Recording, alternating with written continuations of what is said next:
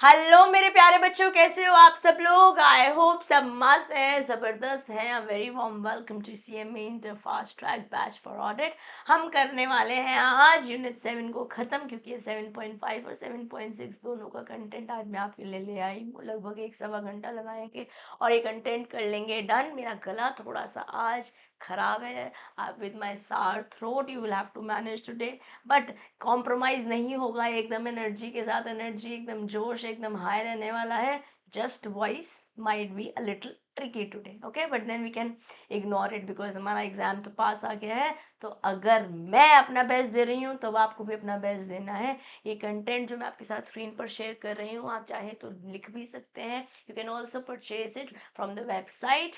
The notes for individual chapters are consolidated and available on the website as well on the app as well, just for ₹199. चलिए शुरू कर रहे हैं। Unit 7.5 बात कर रहे हैं। यहाँ पर यूनिट 7.5 में बात हो रखी है ऑडिट रिपोर्ट्स के बारे में, ऑडिट सर्टिफिकेट्स के बारे में और कारों के बारे में भी। ठीक है, चलिए शुरू कर रहे हैं। Will start with the concept and definition of audit report. तो हमारे पास concept and definition of audit report से हम चालू कर रहे हैं। ऑडिट प्रोसेस क्या है बेटा? ऑडिट कंप्लीटेड तब है जब ऑडिट रिपोर्ट प्रिपेयर हो गई है। यस, या जब ऑडिट कंप्लीट हो जाता है तो ऑडिट रिपोर्ट प्रिपेयर होनी ही चाहिए। यस, जो कि आप किसको सबमिट करोगे? अपॉइंटिंग अथॉरिटी को।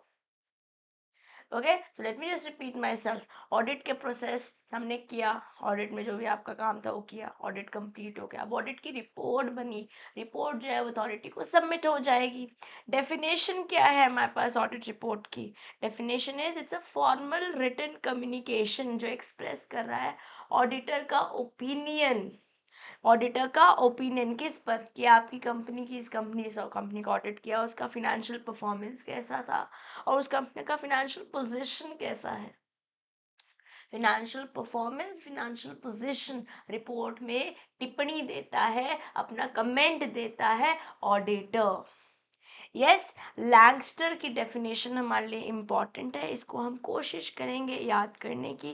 लैंगस्टर ने बोला a report, a financial audit report basically is a statement of collected and considered facts drawn up to give clear, concise information to public not already in possession of full facts, जिनके पास, उन लोगों तक, उस public तक information दे रहे हैं about the detailings, about the collected and considered facts, जिनके पास सारे facts already नहीं है। ऐसा हमें लैंगस्टर ने बोला। तो मेरे साथ बोलेंगे, लैंगस्टर ने डेफिनेशन क्या दी है ऑडिट रिपोर्ट की? अ रिपोर्ट और audit report is a statement of collected and considered facts, collected and considered facts drawn upon to give a clear, concise information to the public who are already not in possession of full facts. Am I clear?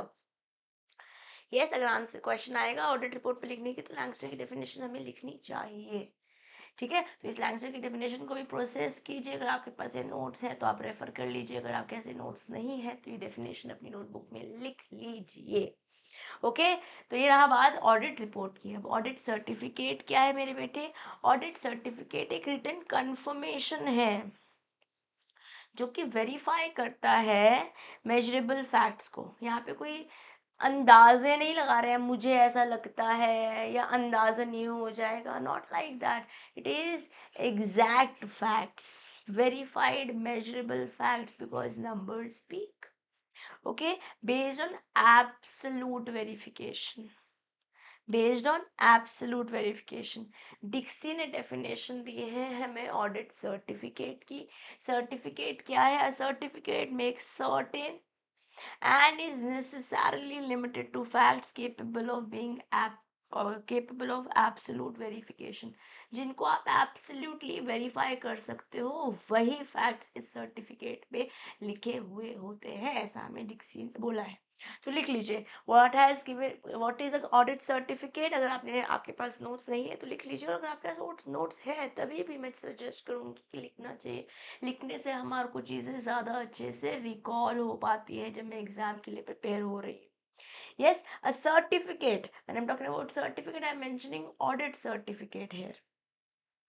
Audit certificate makes certain मतलब पुख्ता कर देती है, make certain and is necessarily limited to facts capable of absolute verification, जिन बातों को 100% verify किया जा सकता है एब्सोल्युटली, वही फैक्ट्स यहाँ पर सर्टेन किए जाते हैं, सर्टिफाई किए जाते हैं एज पर डिक्सी। तो हमारे पास लैंगस्टर की डेफिनेशन है ऑडिट रिपोर्ट पे और डिक्सी की डेफिनेशन है ऑडिट सर्टिफिकेट पे। I hope we are good. और ऑडिट सर्टिफिकेट और ऑडिट रिपोर्ट के बीच में डिफरेंस क्या है, इसके बीच में ये हमारी किताब में भी दिया हुआ है, बट इसको सिंप्लीफाइड मैनर में मैं डिफरेंस आपके पास स्क्रीन पर लाई हूँ।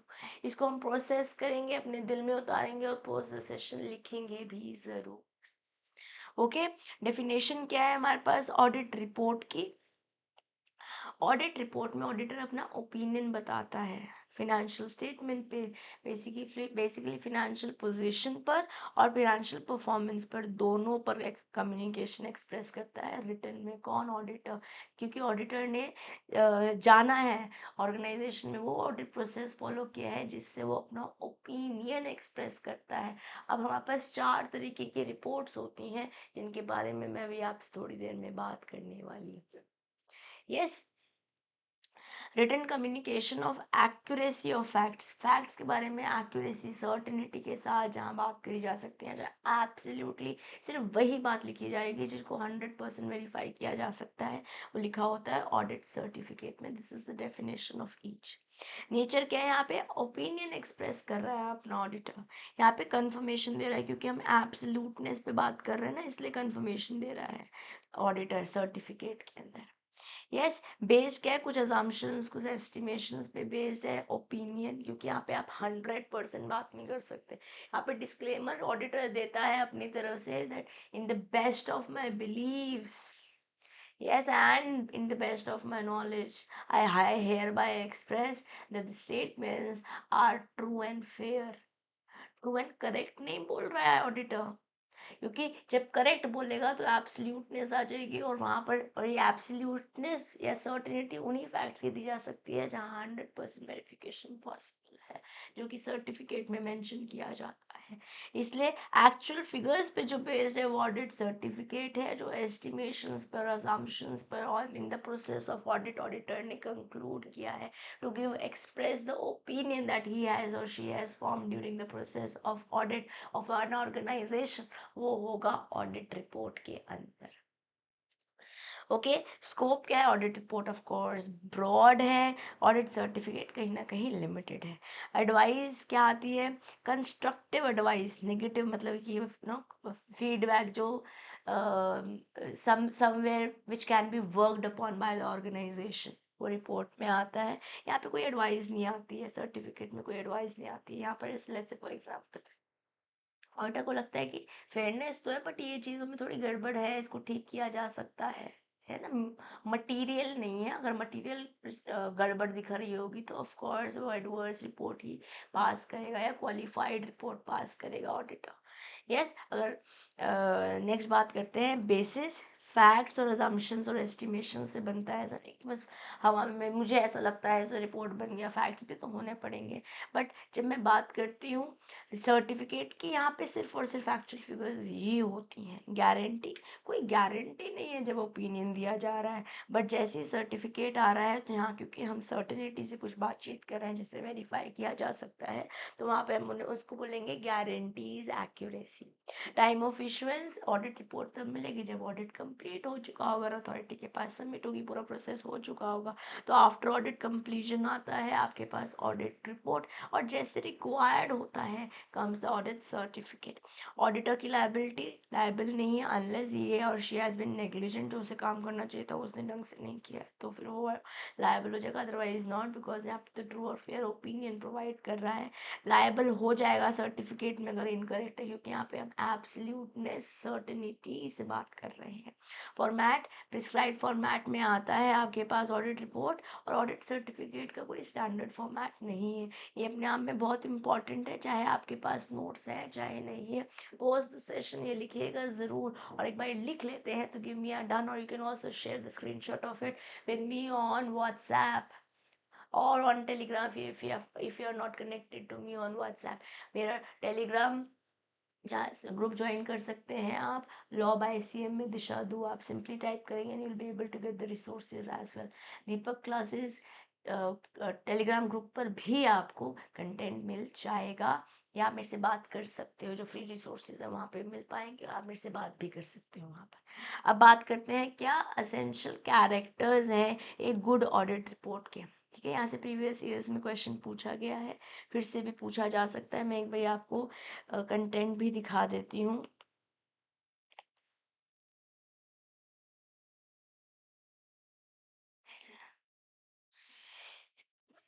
जो क्वेश्चन हमसे पूछे गए हैं, या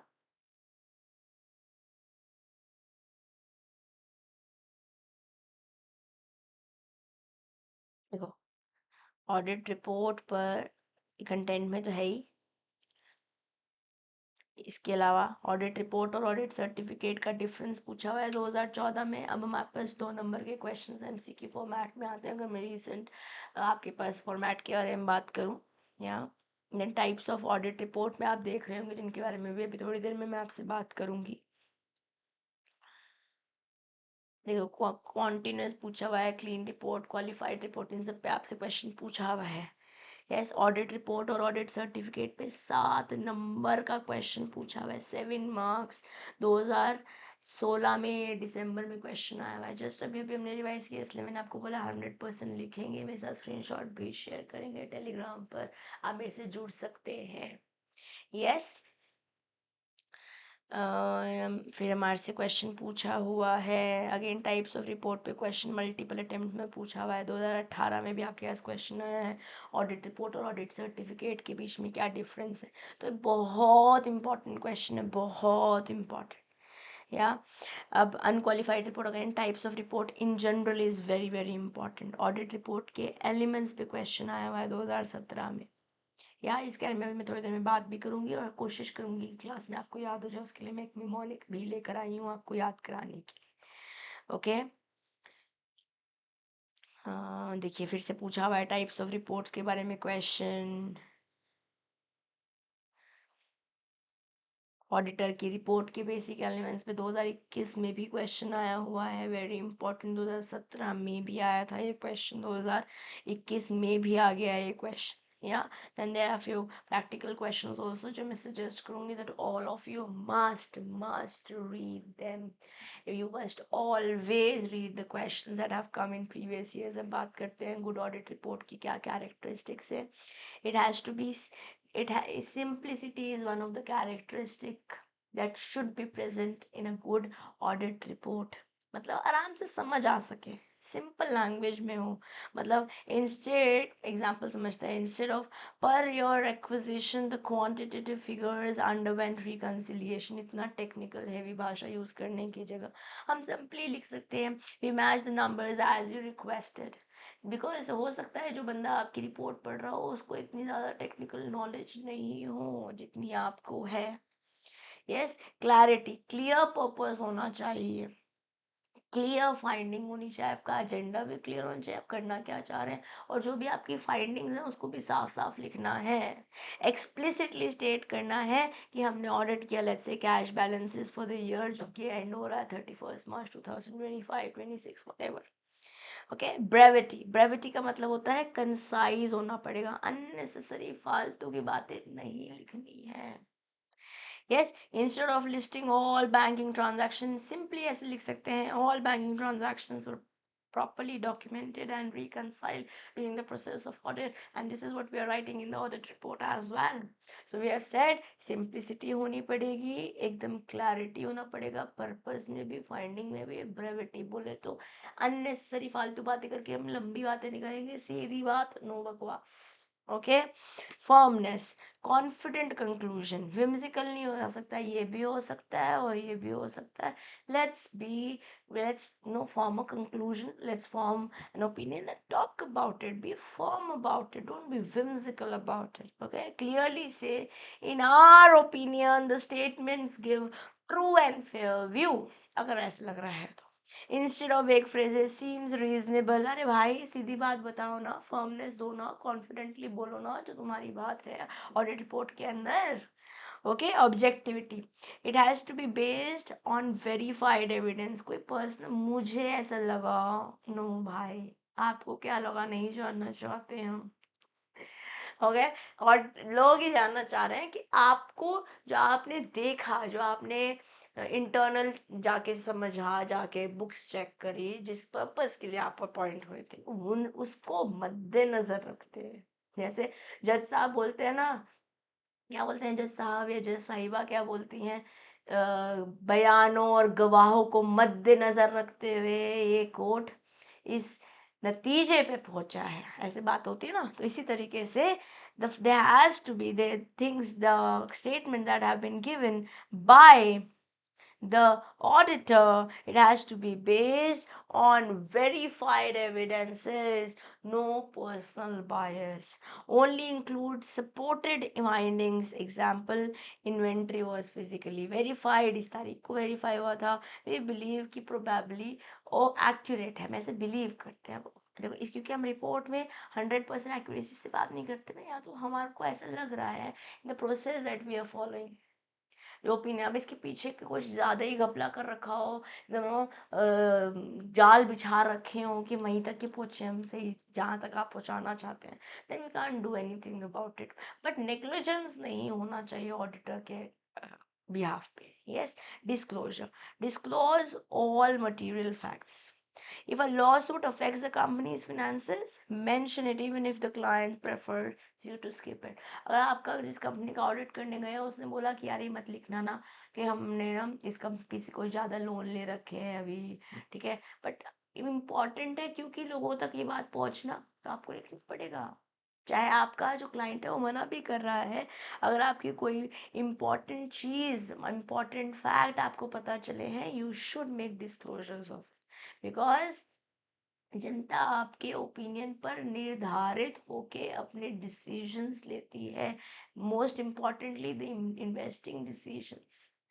यस, देन इम्पार्शलिटी, बायसनेस नहीं होनी चाहिए, you have to be neutral. इसलिए तो बार बार स्टार्टिंग से बोलते हैं इंडिपेंडेंट, इंडिपेंडेंट.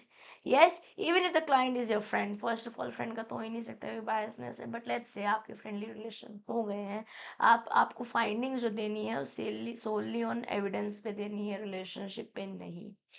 इंफॉर्मेशन बेस्ड, सिर्फ आप वही इंक्लूड करेंगे जो फैक्चुअल डिटेल्स हैं, जो रेलेवेंट डिटेल्स हैं. मतलब जैसे मान लेते हैं कोई की रेशियोज हैं, कुछ एक्चुअल बैलेंसेस हैं, जो वेरीफाइड डेटा है. आप स्टोरी टेलिंग नहीं करेंगे, मैंने ये किया था, ये किया था, इसलिए ये किया था. अनरिलेटेड बैकग्राउंड नहीं चाहिए लोगों को. टाइमलीनेस, समय पे सबमिट कर दो. Ensure the report is delivered before deadline so that the client can file tax returns or present to stakeholders without delays. So these are the few pointers that should be there in a good audit report. That is, there has to be simplicity. There has to be clarity, and when I'm saying clarity, it is clarity in purpose, it is clarity in findings. Brevity होना पड़ेगा, firmness, confidently बोलना है, मेरे को reasonable लग रहा है, ऐसी बातें नहीं बोल सकते. सीधी बात, नो बकवास, with confidence.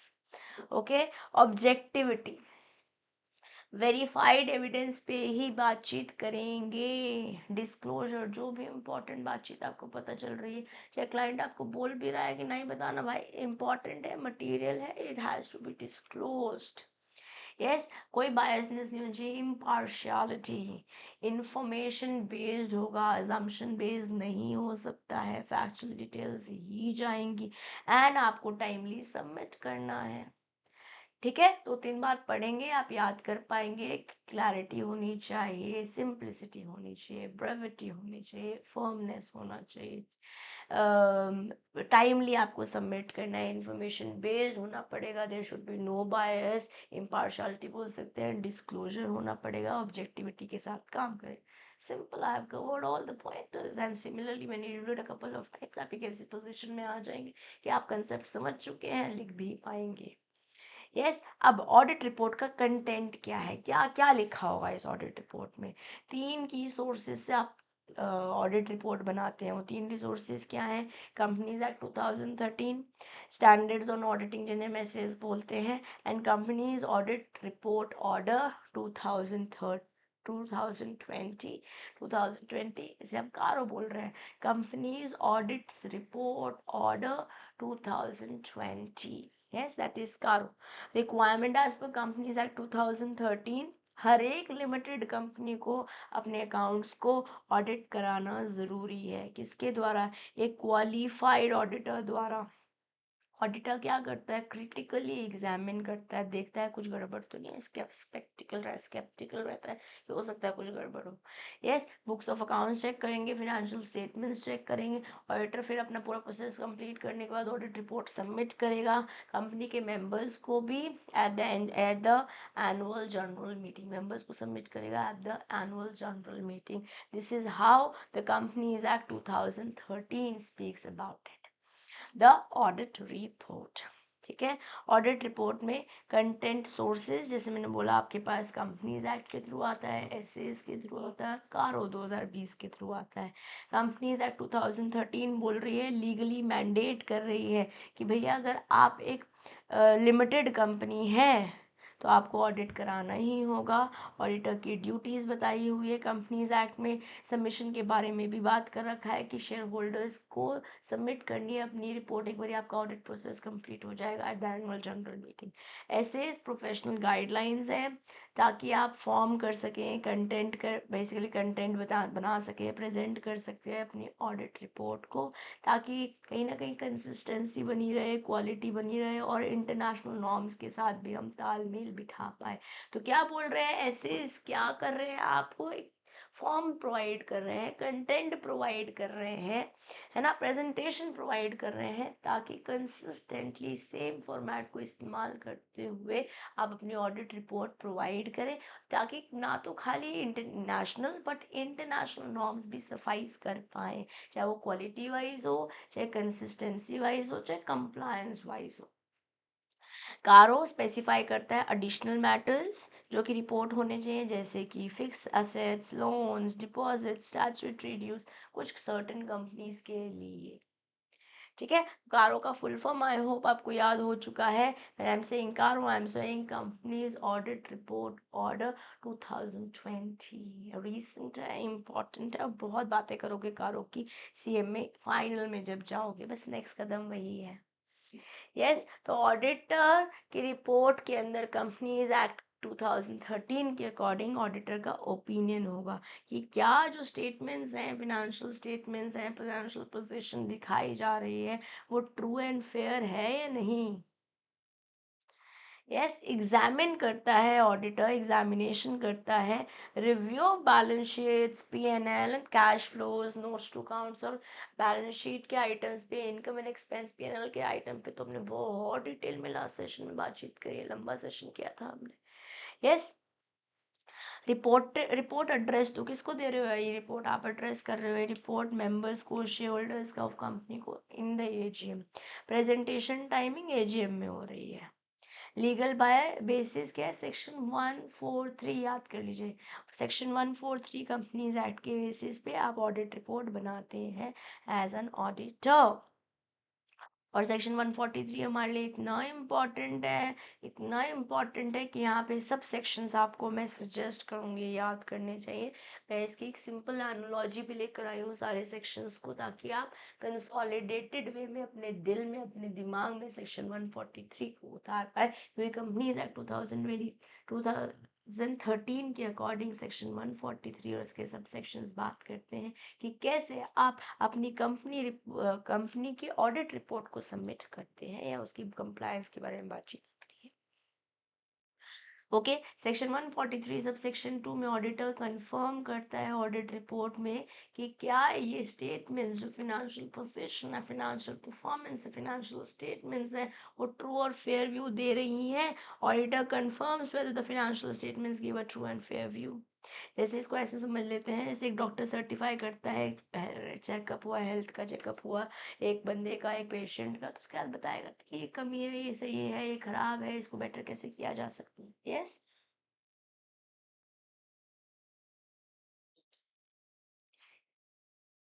Right, now let's talk about section 143 subsection 3. section 143 subsection 2 तो हमने पढ़ लिया, क्वेटर को अपना फेयर और ट्रू और फेयर व्यू देना है ना। सेक्शन 143 सब सेक्शन 3 बात करता है ऑडिटर को वेरीफाई करना है बुक्स ऑफ अकाउंट्स को, अकाउंटिंग स्टैंडर्ड्स को, डिरेक्टर्स की क्वालिफिकेशन को और इंटरनल फिनेंशियल कंट्रोल को भी, क्योंकि अगर इंटरनल फिनेंशियल कंट्रोल कमज़ोर है तो आपको एज एन ऑडिटर अपना जो सैम्पल साइज है या जो आपका विजिलेंस है वो और ज़्यादा स्ट्रॉन्गर बनाना पड़ेगा, और जो सैम्पल साइज है उससे ज़्यादा बड़ा करना पड़ेगा। अकाउंटिंग स्टैंडर्ड्स मीट हो रहे हैं, जो रिक्वायरमेंट्स है as per the companies act वो फॉलो हो रही हैं, डायरेक्टर की क्वालिफिकेशन के रिगार्डिंग, और बुक्स ऑफ अकाउंट्स के बारे में भी ऑडिटर को वेरिफिकेशन करना होगा। इसको ऐसे मान सकते हैं कि एक checklist before approving a final project के चाहिए हो गया, ओके फाइन। तो ऐसे सेक्शन 143 सब सेक्शन 3 में ऑडिटर वेरीफाई करता है डायरेक्टर की क्वालिफिकेशन, एएस चेक करता है, इंटरनल फाइनेंशियल कंट्रोल चेक करता है और बुक्स ऑफ अकाउंट्स को भी चेक करता है।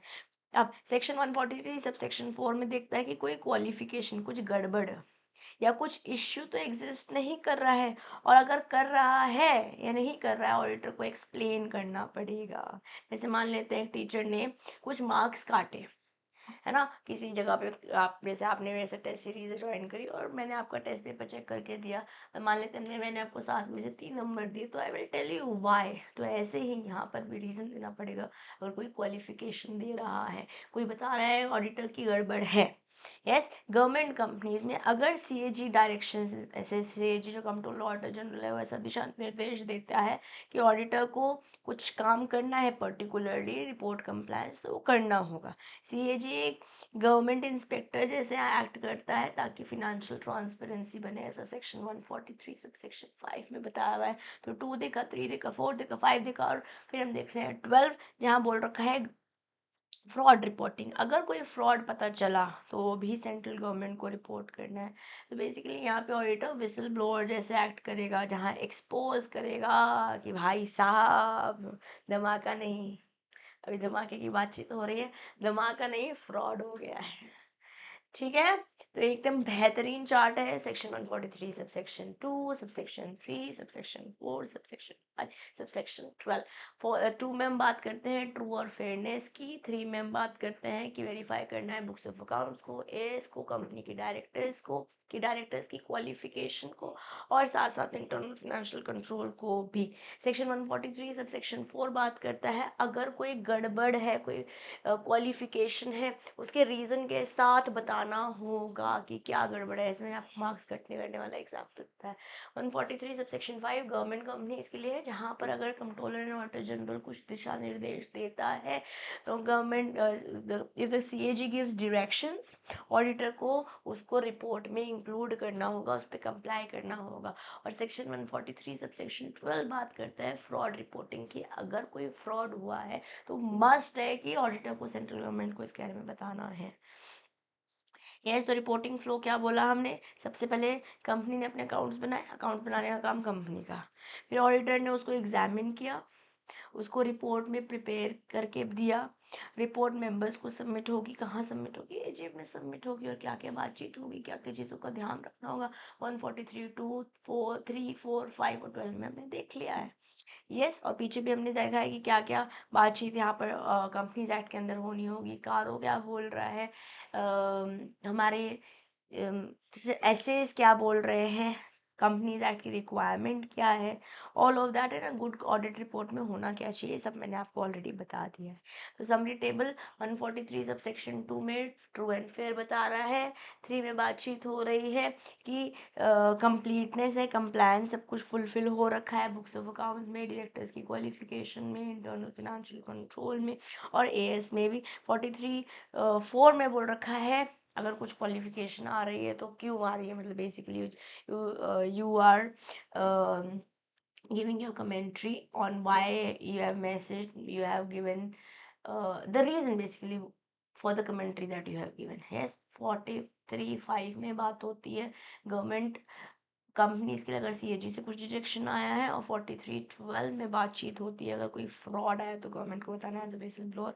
और कारो 2020 में एडिशनल डिस्क्लोजर्स बता रखे हैं किस किस चीज़ पे, लोन्स पे, डिफॉल्ट्स पे और फिनेंशियल इंटीग्रिटी पे, और इस पे हो सकता है आपसे एमसीक्यू भी पूछ लिया जाए, तो ये इंपॉर्टेंट है, अपनी नोटबुक में लिख लीजिए। कारो 2020 में बातचीत एडिशनल डिस्क्लोजर्स किस पर है, लोन्स पर, डिफॉल्ट्स पर और फिनेंशियल इंटेग्रिटी पर। जो वादा किया है वो निभाना पड़ेगा, इस इंटेग्रिटी, पैसों से रिलेटेड इंटेग्रिटी पर कारो 2020 के अंदर कमेंट किया जाता है इन the audit report by the auditor.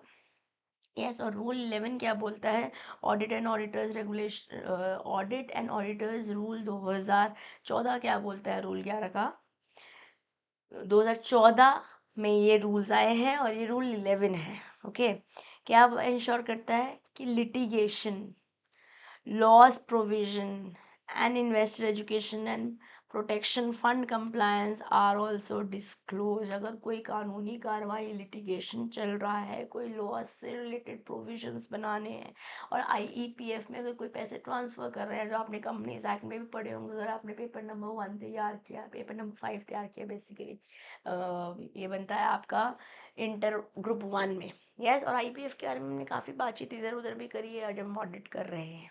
Yes, very well. Now, this is the question that has been asked a number of times in your previous attempts. I've shown you multiple times कि basic elements बताओ, audit report क्या है, इस पर essays, और ये बहुत important है और difficult बिल्कुल भी नहीं है। ध्यान से मुझे 10-15 मिनट सुनेंगे आराम से, आपको समझ तो आ ही जाएगा, याद भी हो जाएगा, क्योंकि मैं इसके लिए एक mnemonic भी आपके लिए लेकर आई हूँ। ओके, तो क्या क्या बातचीत होनी चाहिए, what are the elements that should be there in audit report as per the SA, क्योंकि हमने कारों के में बात कर ली है, रूल 11 के बारे में बात कर लिए, 43 2 3 4 5 12 इन सब के बारे में बात कर लिए कंपनीज एक्ट अकॉर्डिंग। अब हम बात करने चल रहे हैं एसेज के अकॉर्डिंग कैसे रिपोर्ट बन रही है। सबसे पहले टाइटल, क्योंकि यहाँ पे फॉर्मेट बताया हुआ है इस तरीके से बनाना है, क्योंकि हम इंटरनेशनल कंप्लायंसेस के साथ कंसिस्टेंसी मेंटेन करते हुए ट्रांसपेरेंसी के साथ बना रहे हैं अपने ऑडिट रिपोर्ट को एज एन ऑडिटर। तो सबसे पहले टाइटल के बारे में बात कर रहे हैं, इंडिपेंडेंट ऑडिटर की रिपोर्ट है ये। Basically, it distinguishes it from other reports, like naming a movie, so people recognize it, right? तो यहाँ पर जब आप ऑडिट रिपोर्ट बना रहे हो तो आप लिखेंगे independent auditors report, it is audit report that is coming, so it has to have this title. बहुत सारी और रिपोर्ट्स बनती है, बट यहाँ पर हम ऑडिट रिपोर्ट बना रहे हैं तो इसका टाइटल ऐसे ही जाएगा। देन एड्रेस, किसको, who the report is for. जैसे हम एड्रेस भेजते थे ना अपने स्कूल में, जब 10th में 12th में लेटर लिखते ना, to the principal, to the editor of this XYZ newspaper, ऐसे हम किसको दे रहे हैं ऑडिट रिपोर्ट। यहाँ पर हम एड्रेस कर रहे हैं बेसिकली मेंबर्स को in the AGM, right, like addressing a letter whether to shareholder of the company board. Auditor का ओपिनियन चाहिए होगा, मतलब टाइटल, सबसे पहले हमारे को टाइटल चाहिए कि ऑडिटर की रिपोर्ट है, वो भी इंडिपेंडेंट ऑडिटर की रिपोर्ट है, फिर किसको दे रहे हैं, एड्रेस ही बता रहे हैं। अब हम बातचीत करें, ऑडिटर अपना ओपिनियन देता है इस ऑडिट रिपोर्ट में, समरी वो देता है ऑडिट की, अ क्लियर वर्डिक्ट, साफ सीधी बात, नो बकवास। जैसे हमारे जज साहिब है, जज साहिबा बोलते हैं ना, सारे चश्मदीद गवाहों और बयानों को मद्देनजर रखते हुए कोर्ट इस नतीजे तक पहुंचा है, वर्डिक्ट देते हैं ना, उसी तरीके से ओपिनियन देना है यहाँ पर, क्योंकि हमने सारे गुड रिपोर्ट की क्वालिटीज ऑलरेडी पढ़ ली है, ब्रेविटी के साथ, फॉर्मनेस के साथ बताना है, मुझे ये लगता है और ऐसी बातचीत है, ऐसी बात नहीं कर सकते। Yes, a final are the financial statements fair and reliable, this is what the opinion has been given by the auditor।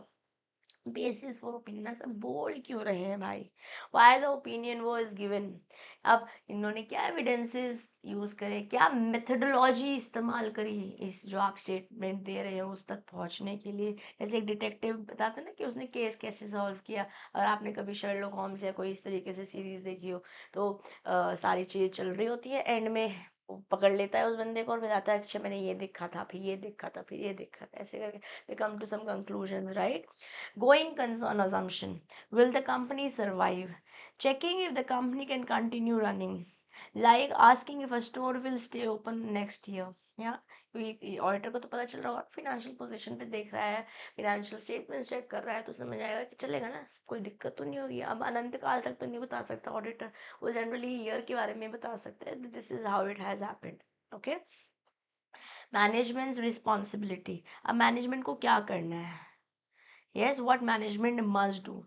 Accounts बनाने हैं, फ्रॉड को प्रिवेंट करना है, जैसे एक शेफ इंश्योर करता है ना गुड क्वालिटी, ऐसी ऑडिटर को भी बताना है मैनेजमेंट को that what should be the next course of action, कि ये एरिया मुझे थोड़ा ग्रे एरिया लगा है, इस एरिया पे काम किया जा सकता है, क्वालिफाइड तो नहीं है आपकी report but this is something that you should do, या something like that. Auditors responsibility, what the auditor must do. आपने कंपनी को तो बता दिया कि आपको ये करना है, आपको खुद का भी क्या करना है ये बताएंगे। Examine records, checking frauds, verifying accuracy. जैसे अगर मैंने खोला रेस्टोरेंट तो वहाँ पे खाना बनाने की क्वालिटी मैं चेक करने को बोल रही हूँ ना शेफ को, ऐसे इंस्पेक्टर आके चेक करेगा, यहाँ पे ऑडिटर इंस्पेक्टर बन गया है। ये जो मैं एग्जाम्पल्स देती हूँ ना आपको, एग्जाम्पल समझने के लिए है, आप चाहें तो जब आप लिख रहे हैं आप लिख सकते हैं, बट ऐसा ना हो कि आप अपने दिमाग में कहानियां बनाने के चक्कर में वहाँ पे लिखते लिखते पेपर छूट जाए। That should also not happen. I hope I am making sense to you. Auditor की रिस्पॉन्सिबिलिटी और बाकी सारी रिस्पॉन्सिबिलिटी, लीगल और regulatory matters, additional laws the company must follow, जैसे कोई सेफ्टी रेगुलेशन है रेस्टोरेंट में, है ना, तो वो सारी चीज़ें फॉलो करनी पड़ेगी। ऑडिटर का सिग्नेचर और डिटेल्स, साइन रहेगा, डेटेड रहेगा, इंश्योर किया जाएगा, क्योंकि जब साइन कर रखा होगा ऐसे तो कहीं से भी आगे की रिपोर्ट कैसे पता चलेगा, ऑथेंटिसिटी, क्रेडिबिलिटी उस ऑडिटर के सिग्नेचर से आएगी, और कौन सी तारीख को ये इससे पता चलेगा कि कौन सी ईयर का ऑडिट हुआ है। Yes, like signing a contract. तो इसको याद करने के लिए जो हमने बोला टाइटल, एड्रेस, सी, ओपिनियन, सारी बातचीत करी ना, इसको याद कैसे करोगे? The amazing owl bakes good kachoris, making awesome onion samosas. हाँ, मैं मुंह में पानी आया, मन में लड्डू फूटा। आप कचौड़ी भी दे रहे हो और प्याज के समोसे। अभी तक तो हम प्याज की कचौड़ी खा रहे थे, अब आप प्याज के समोसे ले आए। हाँ बेटे हाँ। और कौन खा रहा है? आलू। अरे कौन बना रहा है? आउल, उल्लू। हूट हूट करते हुए, हूट हूट करते हुए। हूट है ना साउंड। देखो मैं अपनी बेटी को सिखाती हूँ किस कौन से एनिमल की कौन से साउंड है, इसलिए मुझे पता है। आउल के बेबी को आउलेट कहते हैं और वो हूट हूट करता है। और वाह, आइए आइए, एडिशनल इन्फॉर्मेशन एग्जाम में मत लिख के आना। चलिए अब एग्जाम में क्या लिखने वाले हो? आउल वाउल नहीं लिखोगे तो भी चलेगा, बट आपको याद करने के लिए मैं बता रही हूँ कि क्या क्या एलिमेंट्स हैं एक ऑडिट रिपोर्ट के बेस्ड ऑन द एसे, जो फॉर्मेट आप फॉलो कर रहे हैं। The amazing owl bakes good kachodis, making awesome onion samosas. Okay, so you have the title, you have the addressee, you have your opinion, किस basis पे आप बोल रहे हो, गोइंग कंसर्न होना चाहिए, कि ऑडिट मैटर्स आ जाएंगे, मैनेजमेंट की क्या रिस्पॉन्सिबिलिटी है, ऑडिटर की क्या रिस्पॉन्सिबिलिटी है, बाकी और क्या रिस्पॉन्सिबिलिटी है लॉ अगर मैं पकड़ती हूँ, और सिग्नेचर होने पड़ेंगे। क्या लगा, कैसा लगा? मन में मजा आया कि नहीं आया? The The amazing owl bakes good kachodis, making awesome onion samosas, giving you all the elements of audit report as per SA standards of auditing. Okay, अब हमने कंपनीज एक्ट 2013 के अकॉर्डिंग ऑडिट रिपोर्ट कैसे बननी चाहिए वो समझ लिया, ऐसे इसके एलिमेंट्स भी समझ लिए। अब हम पढ़ने वाले हैं कारो 2020 ऑडिट रिपोर्ट कंटेंट। ओके, तो 2020 में एक नोटिफिकेशन आई और एप्लीकेबिलिटी बताई 25 फरवरी 2020 को मिनिस्ट्री ऑफ कॉर्पोरेट अफेयर्स में नोटिफाई किया गया, जो इफेक्टिव हो गए 1 अप्रैल 2021 से। 2020 में 25 में आई थी, 25 फरवरी 2020 में, अगले साल 1 अप्रैल 2021 से बेसिकली फाइनेंशियल ईयर 2020-21 के लिए ऑडिट स्टार्टिंग आफ्टर। आ तो गया था 2020 में 25 फरवरी को, बट ऑडिट्स कहाँ से स्टार्ट हो रहे हैं? 1 अप्रैल 2020 में, तो बेसिकली प्रीवियस ईयर के लिए भी हो जाएगा financial year. Okay, mandated section 143, उसमें 2, 3, 4, 5, 12 हम पढ़ के आए हैं। Companies act 2013 applies to specific companies with some exceptions. आपको कारो 2020 फॉलो करना होगा। एलिजिबल कंपनीज जिन पे क्या कारो अप्लाई होता है और किन पे कारो अप्लाई नहीं होता। बैंकिंग कंपनीज पे अप्लाई नहीं होता, पहले तो यही बोल लेते हैं। वहाँ पे अप्लाई क्या होता है? Banking regulation act 1949। कारो 2020 कहाँ पे अप्लाई होता है? सारी कंपनीज पे, इंक्लूडिंग द फॉरेन कंपनीज, चाहे वो इंश्योरेंस कंपनी वाली हो, इंश्योरेंस एक्ट 1938 वाली।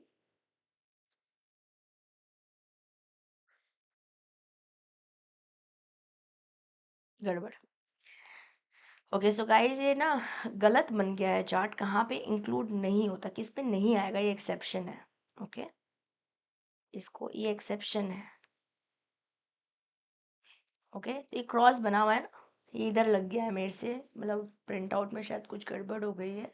Let me I will also correct it post the session. But exception किस पर एप्लीकेबल है? सारी कंपनीज पे, इंक्लूडिंग फॉरेन कंपनीज, बट किस पे एप्लीकेबल नहीं है? बैंकिंग कंपनीज पे एप्लीकेबल नहीं, क्योंकि वहाँ BR एक्ट होता है। इंश्योरेंस कंपनीज पे नहीं, क्योंकि वहाँ पे इंश्योरेंस एक्ट 1938 आ जाता है। सेक्शन 8 कंपनीज, इसके बारे में बहुत डिटेल में आपने कंपनीज एक्ट में पढ़ा है। यस, नो NPO वाली कंपनीज। OPC कंपनीज में नहीं आता, section 2 sub section 62 again companies act में पड़ा है। प्राइवेट कंपनी जो कि सब्सिडरी नहीं है किसी होल्डिंग कंपनी की ऑफ अ पब्लिक कंपनी, है ना? अगर कोई प्राइवेट कंपनी है बट वो पब्लिक कंपनी की सब्सिडरी है, तो एनी विच वेज वो पब्लिक कंपनी हो जाता है। इसके ऐसे आप डेफिनेशंस पढ़ कर आए हैं।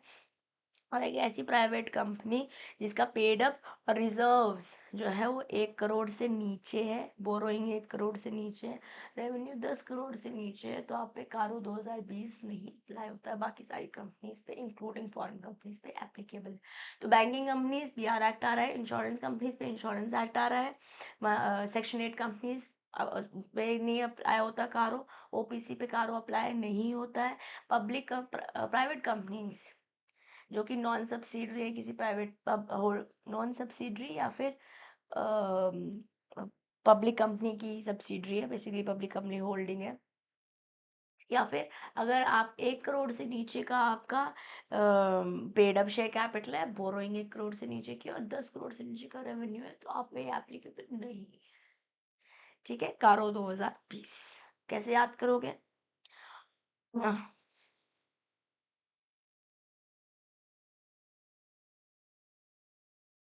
so basically I'm trying to help you learn the clauses.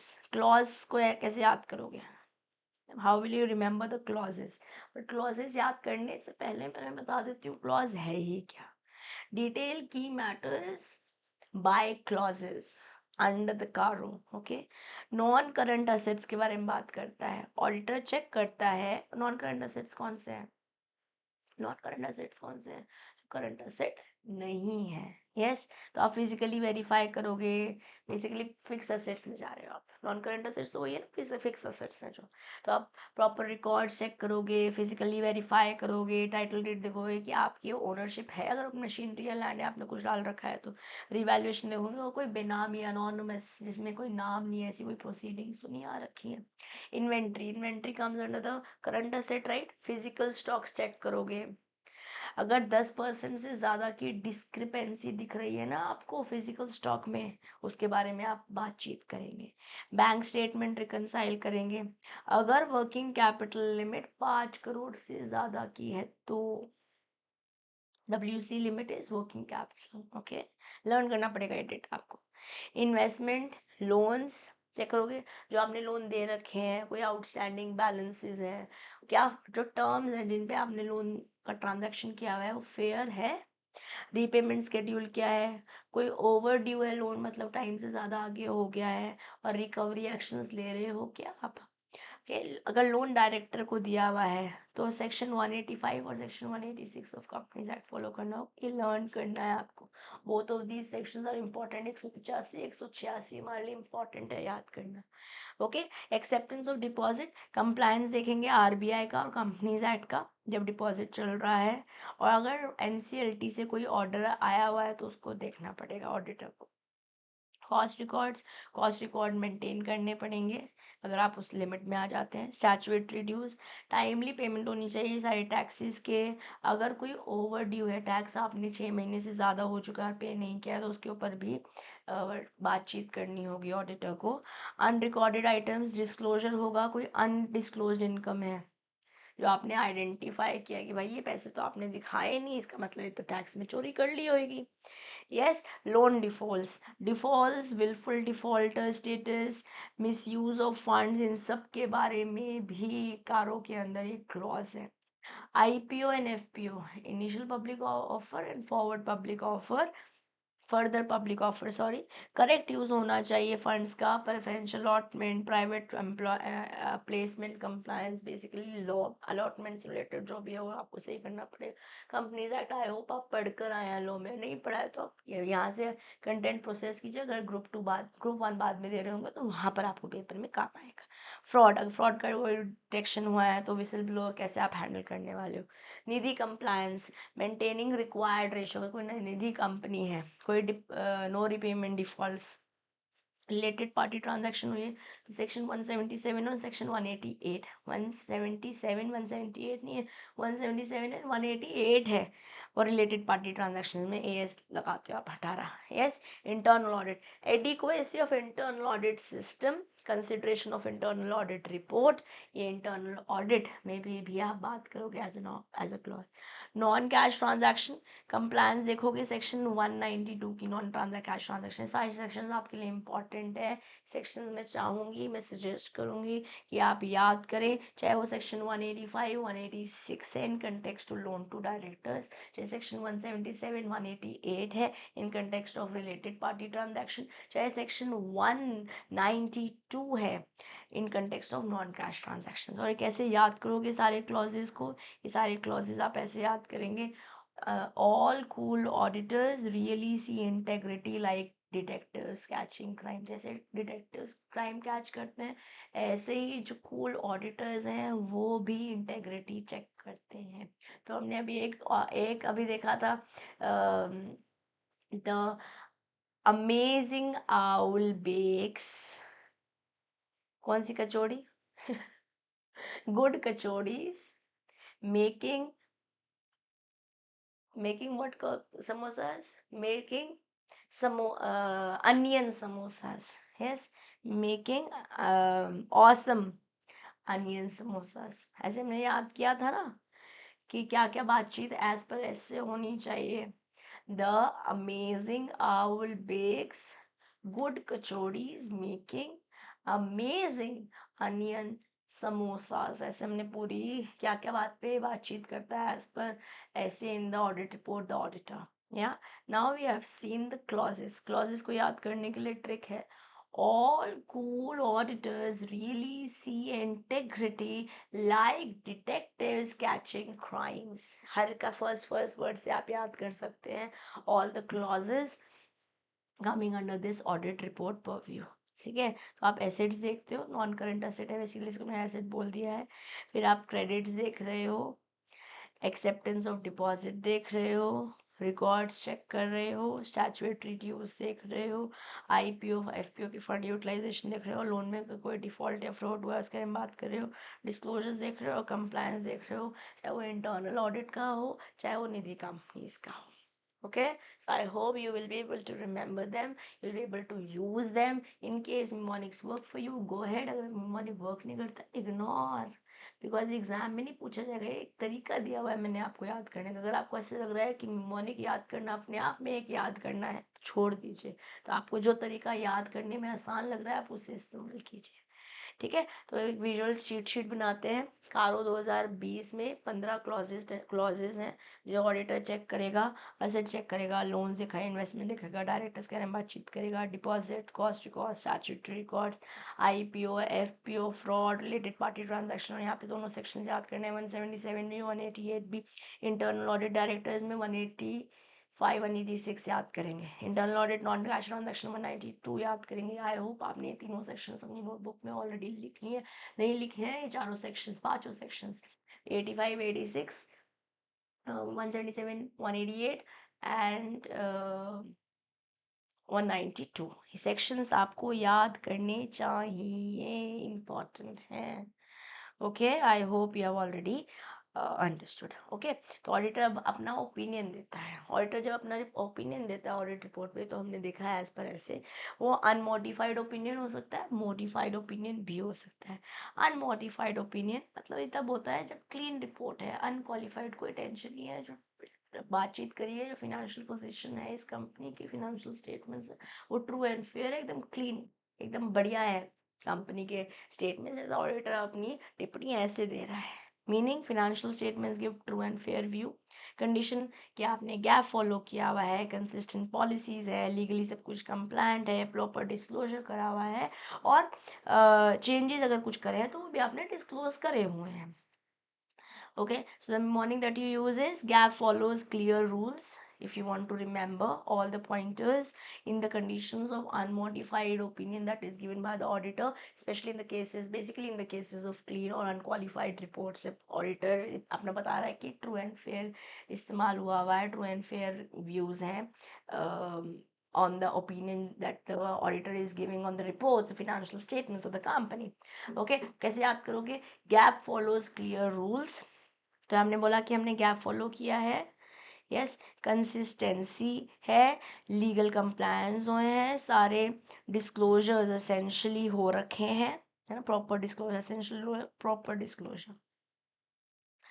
अगर कोई चेंजेस हुए हैं तो वो भी बताया और रेलिवेंट इन्फॉर्मेशन प्रोवाइड करी गई है। अगर आपको लगता है ये याद हो जाएगा, go ahead with this, don't use the mnemonic. But अगर आपको लग रहा है mnemonic can help you, go ahead and learn the mnemonic. इस टॉपिक में मैं अगर आपकी जगह होती तो मैं मेमोनिक नहीं इस्तेमाल करती, बट कुछ स्टूडेंट्स बोलते हैं कि मैम जैसे आप मेमोनिक्स देते हो तो हमें याद करना आसान हो जाता है। जैसे मैंने आपको बताया वो सारे पॉइंटर्स जो ऐसे के हैं उसको मैं हाईली रिकमेंड करती हूँ मेमोनिक याद करना। Again it is your choice, now you are adults, you can make your informed decisions जो आपको हेल्पफुल करते हैं, बिकॉज एग्जाम अल्टीमेटली आपने देना है। या anyways, now let's go by modified opinion. Modified opinion तब होगा जब या तो रिपोर्ट क्वालिफाइड है या एडवर्स है, या आप अपना कोई ओपिनियन दे ही नहीं पा रहे हैं क्योंकि ये कंपनी जो है, ऑर्गेनाइजेशन जो है वो आपके साथ कोऑपरेट नहीं कर रही है। डिस्क्लेमर ऑफ ओपिनियन दे रहे हो यहाँ पर आप। यस, मॉडिफाइड ओपिनियन कब आ रहा है? जब इंफॉर्मेशन जो आपकी रिपोर्ट है वो क्वालिफाइड है, मतलब कुछ मटीरियल इश्यू है, मतलब प्रॉब्लम तो है बट इतना परवेसिव नहीं है। Most of the report is okay but कुछ कुछ गड़बड़ है। ओके, कुछ स्मॉल मिसस्टेटमेंट्स हैं या स्कोप लिमिटेशन है, but financial is still reliable, तब आप क्वालिफाइड रिपोर्ट देते हो। Basis for qualified opinion reporting heading रहती है यहाँ पर आपको, जैसे मान लेते हैं इन्वेंट्री एज पर AS2 नहीं करी है बट बाकी सब कुछ सही है, तो some problems but fixable. Okay, this is how you remember qualified report. Some problems fixable है, ऐसे qualified report दे रहा है यहाँ पे modified report के अंदर, modified opinion के अंदर। ठीक है, adverse मतलब गड़बड़ है और एकदम खतरनाक गड़बड़ है। मटीरियल इंपॉर्टेंट प्रॉब्लम भी है जो गड़बड़ हो रखी है और परवेसिव है, रिपल इफेक्ट है। ओवरऑल रिपोर्ट अनरिलायबल है basically. Yes, misstatement so serious that they affect the entire financial picture, तो यहाँ पे आप एडवर्स ओपिनियन दे देते हो। Using going concern basis despite closure plans, major issues don't trust it, ऐसा ओपिनियन दिया है ऑडिटर ने अपना। डिस्क्लेमर, ऑडिटर को सफिशिएंट एविडेंस ही नहीं मिले तो ओपिनियन इसलिए बता नहीं पा रहा है। नॉट इनफ एविडेंस, पॉसिबिलिटी है कि कुछ गड़बड़ है और परवेसिव मिसस्टेटमेंट भी हो सकती है। तो बेसिस पर डिस्क्लेमर है यहाँ पर, डिस्क्लेमर ऑफ ओपिनियन दे देगा यहाँ पे ऑडिटर अपनी रिपोर्ट।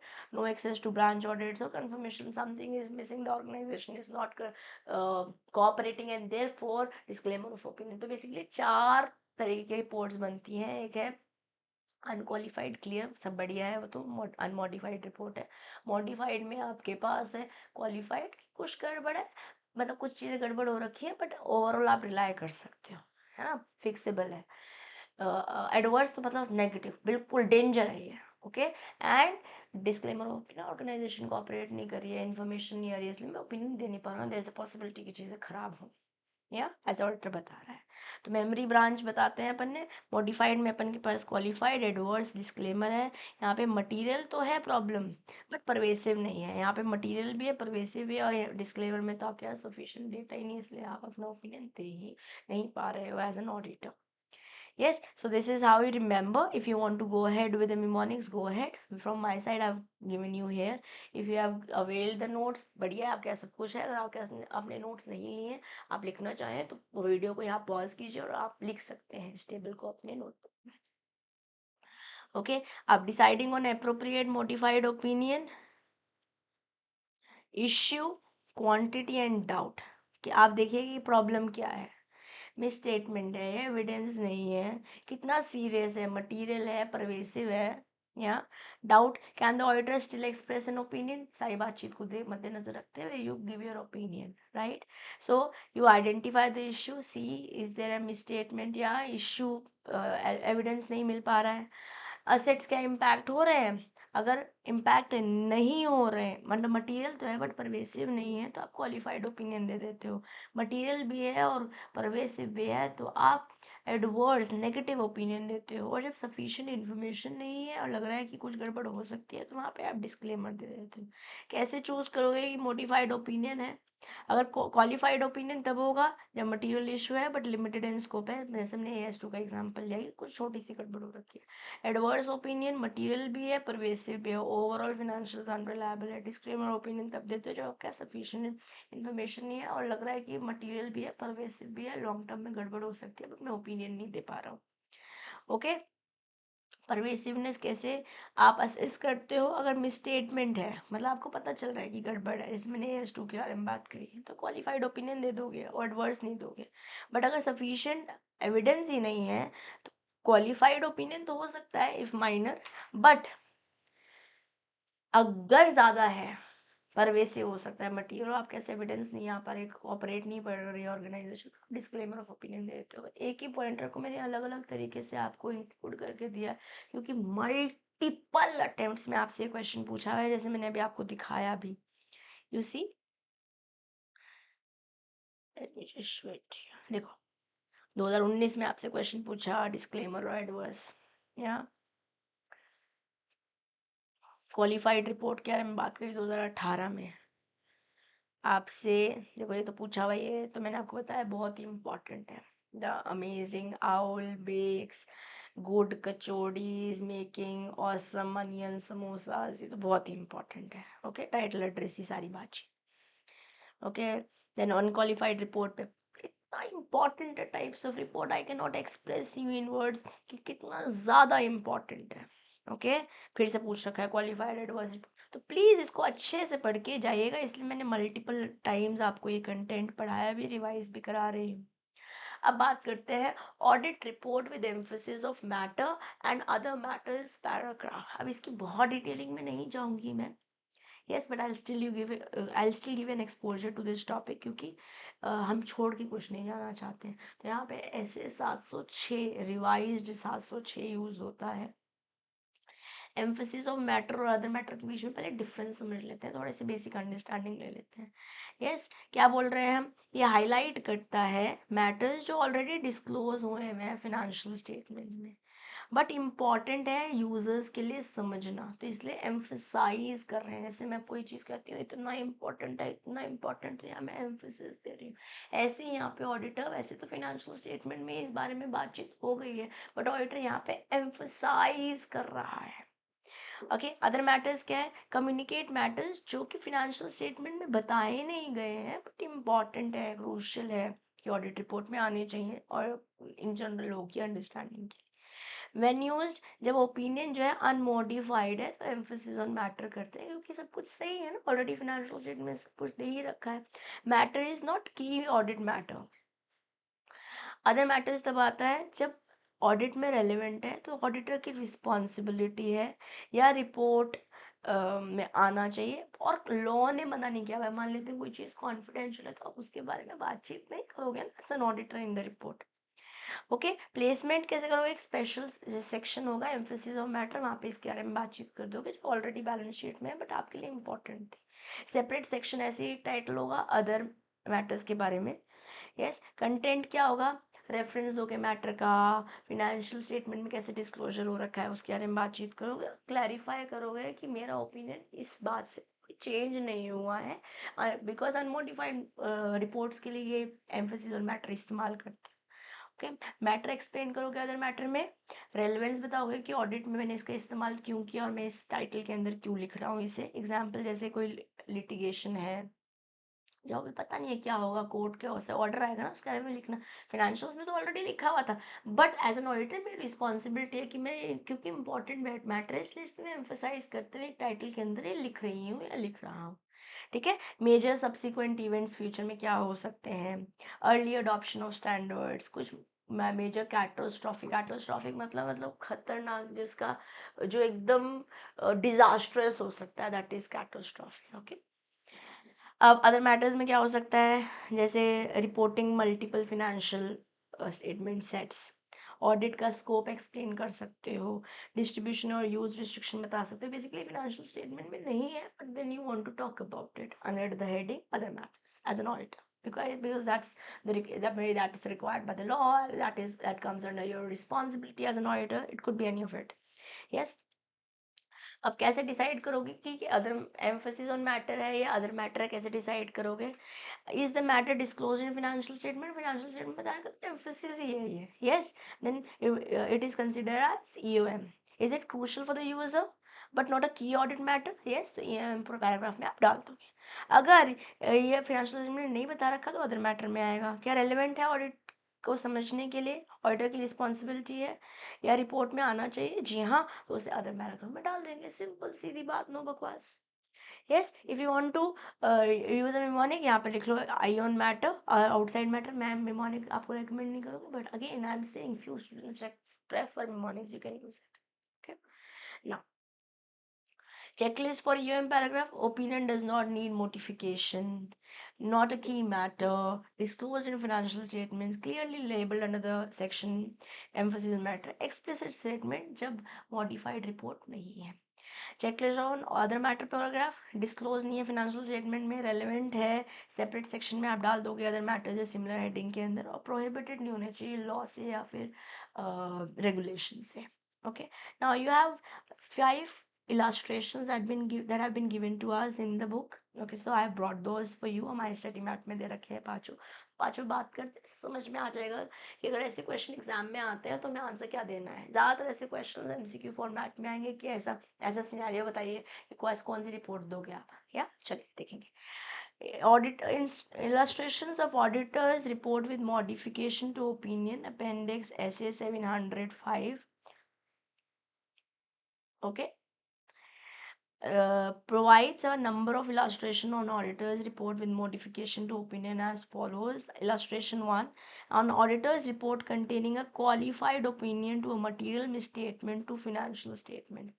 क्वालिफाइड है मतलब सिग्निफिकेंट तो है, इम्पॉर्टेंट तो है मैटर, बट परवेसिव नहीं है, तो आप क्वालिफाइड रिपोर्ट यहाँ इशू कर देंगे। ओके, नेक्स्ट क्या है? An auditors report containing an adverse opinion due to a material misstatement of the consolidated financial statement, मतलब मटीरियल भी है और परवेसिव है, इसलिए आपने एडवर्स या नेगेटिव रिपोर्ट दी है।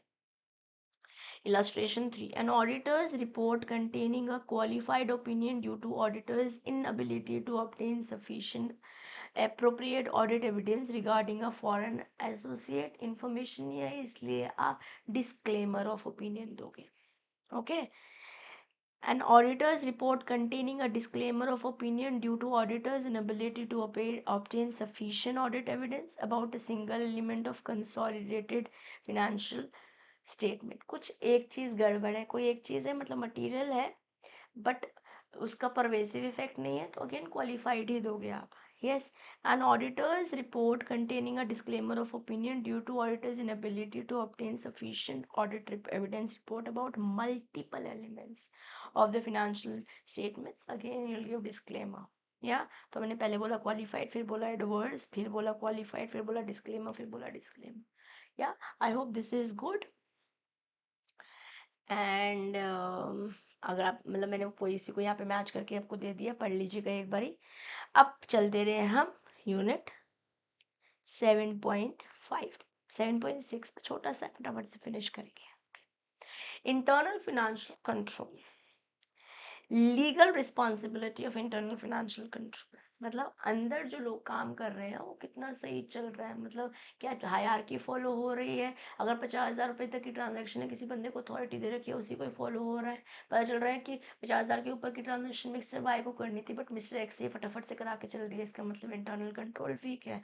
और जब ऐसा सिचुएशन समझ रहा है ऑडिटर, तो वो समझेगा कि भैया there could be some loopholes here, so I'll have to increase my sample size, I'll have to be more vigilant in the audit. मैं कम रिलाय करूंगा इंटरनल ऑडिट के काम पे, समथिंग लाइक दैट. ओके, तो section 143 sub section 3 बात करता है यहाँ पर. ये हमने पीछे पढ़ा था 143 सब सेक्शन 3 है.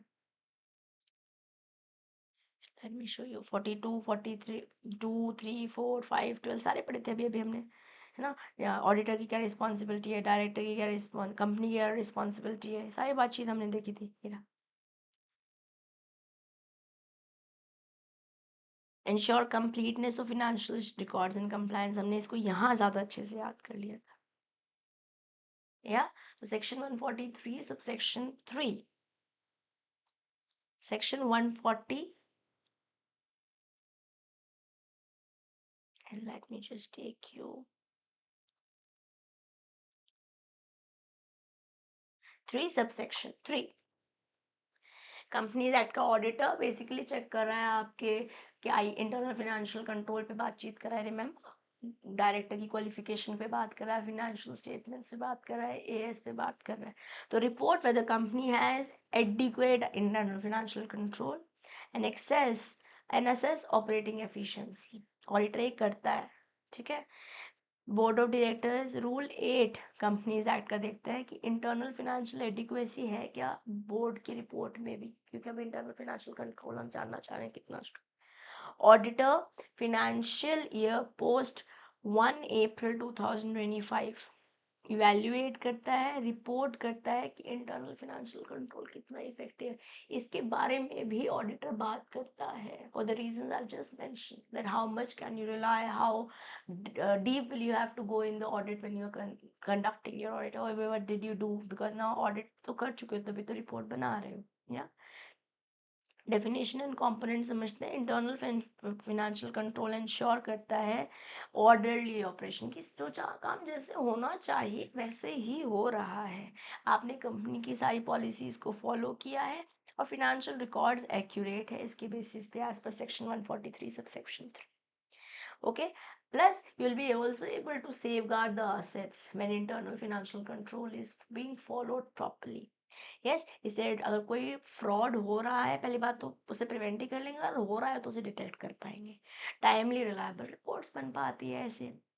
यस, तो internal financial control over financial reporting, internal financial control over financial reporting, basically reliable financial reporting अगर हो रही है, गैप जो आपका जनरल एक्सेप्टेड अकाउंटिंग प्रिंसिपल्स है उसे आप फॉलो कर रहे हैं, तो इंटरनल फिनेंशियल कंट्रोल बढ़िया चल रहा है फिनेंशियल रिपोर्टिंग कि आपकी फिनेंशियल रिपोर्ट्स रिलायबल भी और आप गैप को भी फॉलो कर रहे हो, तो हम ऐसे बोल सकते हैं कि इंटरनल फिनेंशियल कंट्रोल एडिक्वेट है on the financial reporting. Basically आपके रिकॉर्ड्स जो हैं प्रॉपर ट्रांजैक्शंस दिखा रहे हैं, प्रॉपरली चीज़ें रिकॉर्ड हो रही हैं और अनऑथराइज यूज़ नहीं है किसी भी चीज़ का. अगर है तो वो टाइमली मैनर में डिटेक्ट हो जाएगा. ओके, तो ऑडिटर का अप्रोच क्या रहेगा internal financial control over financial reporting. Plan the audit, समझो एनवायरनमेंट कैसा है यहाँ पर, टेस्ट करो, कंट्रोल डिज़ाइन करो अपना, समझो कि ऑपरेशनल इफेक्टिवनेस है, क्योंकि 2015 के बाद जो भी असेसमेंट हो रहा है वहाँ पे आपको इसके बारे में भी टिप्पणी देनी है as an auditor. Evaluate and report, conclude and express your opinion on the internal financial control of the financial reporting, कि अगर आपने financial statements reporting सही चल रही है और gap compliant है, we are good. Yes, so internal financial control में आप cost control देखते हो, yes, आप प्रिवेंट करते हो, डिटेक्ट करते हो फ्रॉड्स को और चेक भी करते हो compliance as per law as per gap हो रहा है. लीगल एंकर्स यहाँ पे सेक्शन 134 सब सेक्शन 5 इस्तेमाल करते हो, 143 सब सेक्शन 3 इस्तेमाल करते हो, रूल 85 कंपनीज एक्ट का डायरेक्टर्स के लिए इस्तेमाल करते हो, रूल 10 भी इस्तेमाल करते हो.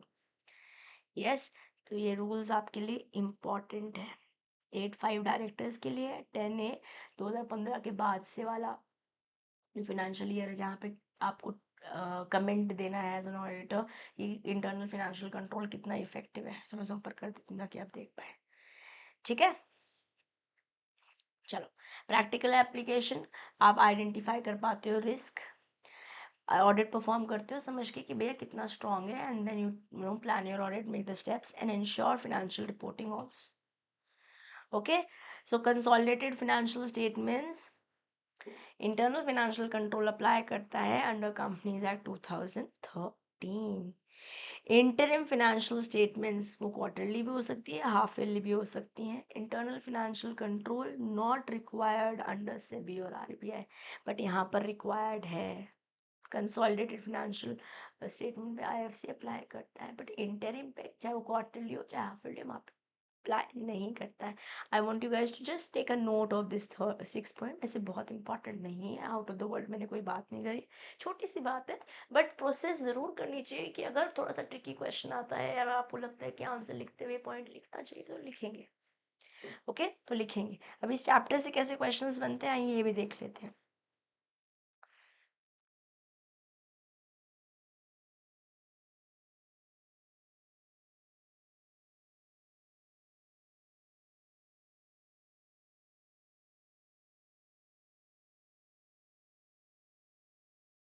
जो क्वालिफाइड रिपोर्ट के बारे में पूछा हुआ 2022 में भी, या स्कोप पैराग्राफ पूछ रखा है आपसे 2022 में. इंपॉर्टेंट क्वेश्चंस हैं बेटे, ठीक है.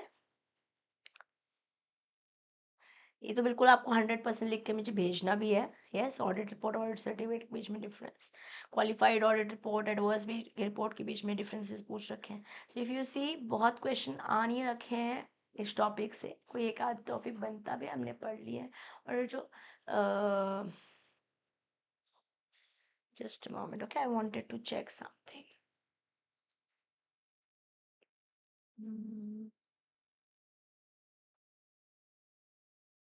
मेरे साथ बने रहिएगा, मैं कुछ चेक कर रही हूँ इंटरमीडिएट के सिलेबस का. ग्रुप 2,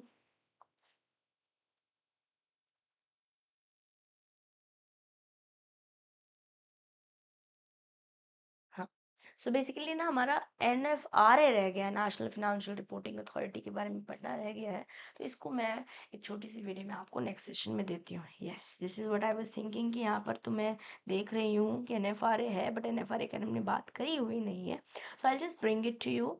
हम देखती हूँ, मैं maybe I talk about it with chapter 8 only, या फिर मैं इसको सेपरेटली एक छोटी वीडियो बना के आपको देती हूँ. ठीक है, चलिए. NFRA बहुत छोटा सा टॉपिक है बिल्कुल, मतलब मैंने क्लास में भी हमने आई थिंक 20 अप्रॉक्सीमेटली स्लाइड में इसको पढ़ लिया है. बहुत छोटा सा एक कंटेंट है वो मैं आपको प्रोवाइड करूँगी.